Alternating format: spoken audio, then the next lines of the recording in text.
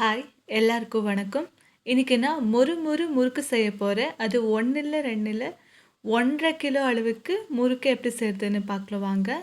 நான் அதுக்கு இங்கே 4 கப் அளவுக்கு அரிசி மாவு, அதில் 1 கப் அளவுக்கு உளுந்த பருப்பு, அதோட 1 கப் அளவுக்கு கடலை பருப்பை எடுத்துருக்கிறேன். இப்போது ஒரு பேனில் உளுந்த பருப்பை போட்டு நல்லா சூடு பண்ணணும். நல்லா ரோஸ்ட் பண்ணி கோல்டன் ப்ரௌன் ஆகிற வரைக்கும் ரோஸ்ட் செய்யணும் மீடியம் ஃப்ளேமில். நல்லா ரோஸ்ட் ஆனதும் இதை எடுத்து நல்லா கூல் ஆகிட்டு பவுடர் பண்ணி வச்சுக்கலாம்.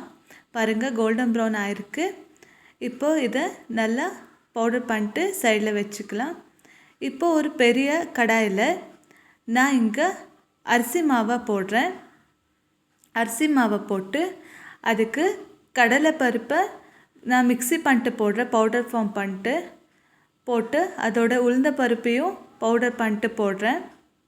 நாங்கள் எந்த மெஷர்மெண்ட்டு கப்பு யூஸ் பண்ணுவோமோ அந்த கப்புலேயே எல்லா இன்க்ரீடியண்ட்டையும் எடுக்கணும். இப்போ நான் மேலே கொஞ்சம் ஜீரகம் அஜ்வானியும் போட்டு நல்லா ரப் பண்ணிட்டு போடுறேங்க. பாருங்கள், அஜ்வானை நல்லா ரப் பண்ணிட்டு போட்டு நான் இங்கே எல்லாம் போடுறேன். வெள்ளை எல்லாம் போட்டுருக்கிறேன். நீங்கள் வேணும்னா கருப்பெள்ளியும் போடலாம். 1/4 ஸ்பூனு மஞ்சள், 1.5 ஸ்பூன் அளவுக்கு காரத்தூளை போடுறேன். நீங்கள் வேணும்னா எக்ஸ்ட்ரா இன்னொரு 1/2 ஸ்பூனு போட்டுக்கலாம். காரம் தேவைப்படுதுன்னா தேவையான அளவுக்கு உப்பு போட்டு நான் இங்கே 1/2 ஸ்பூன் அளவுக்கு பெருங்காயம் போடுறேன். நல்லா போட்டு எல்லாத்தையும் மிக்ஸ் பண்ணணும். நான் இங்கே ஸ்பூனில் எல்லாத்தையும் ஒரு வாட்டி மிக்ஸ் செஞ்சு வச்சுக்கிறேன்.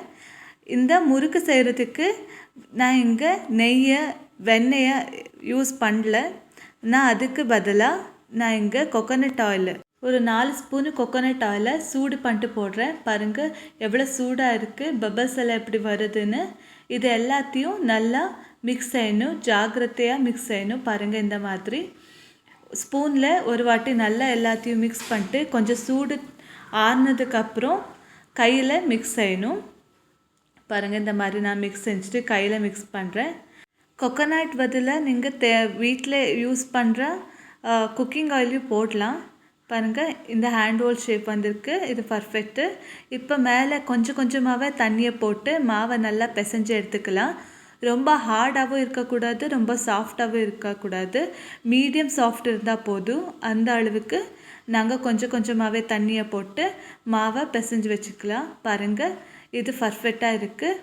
இப்போது இதில் ஒரு கொஞ்சம் மாவை எடுத்து ஒரு சிலிண்டர் ஷேப்பில் பண்ணிக்கிட்டு நாங்கள் சக்லி மவுடில் போட்டு நாங்கள் முறுக்கு செய்யலாம். பாருங்கள், இந்த மாதிரி நான் இங்கே ஒரு சிலிண்டர் ஷேப்பில் பண்ணி வச்சுருக்கிறேன். இப்போது இந்த ஸ்டார் ஷேப்பில் இருக்கிற முறுக்கை பிளேட்டை மவுல்டுக்குள்ளே போட்டு எல்லா பக்கமும் எண்ணெயில் க்ரீஸ் பண்ணி வச்சுக்கலாம். பாருங்கள், இந்த மாதிரி க்ரீஸ் பண்ணிட்டு நாங்கள் சிலிண்டர் ஷேப்பில் பண்ணி வச்சுருந்த முறுக்கு மாவை போட்டு நல்லா ப்ரெஸ் பண்ணால் எங்களுக்கு முறுக்கு தயாராகும். ரொம்ப இன்ஸ்டண்ட்டாக ரெடி ஆகிற ஒரு ரெசிபி, சீக்கிரமே தயாராகிடும். இந்த கணேஷ சதுர்த்திக்கு பண்ணிக்கலாம், ரொம்ப ஈஸியாக வரும்.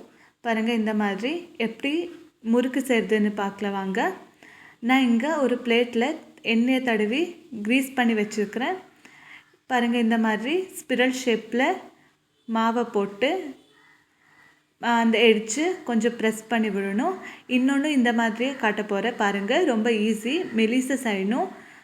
இந்த மாதிரி எடுத்து பாருங்கள் எவ்வளோ நல்லா வந்துட்டு இருக்குது.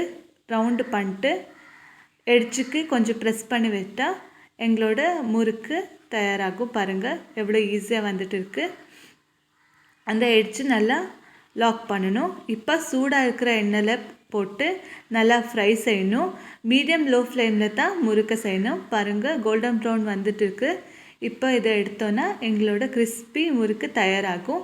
எங்களுக்கு முறுக்கு ஷேப் கொடுக்க வராதுன்னு சொல்கிறவங்க டைரெக்டாக சூடாக இருக்கிற எண்ணெயில் போட்டு இந்த மாதிரி முறுக்கு செஞ்சு சாப்பிடலாம். ரொம்ப ஈஸியாக வரும், இன்னும் குவிக்காக இன்ஸ்டண்ட்டாக வந்துடும். நான் இங்கே 2 விதத்தில் முறுக்கு எப்படி செய்கிறதுன்னு காட்டியிருக்கிறேன். ரொம்ப ஈஸியான ரெசிபி, ரொம்ப டேஸ்ட்டாகவும் இருக்கும். ஒரு வாட்டி நீங்களும் ட்ரை பண்ணி பாருங்கள். பாய்.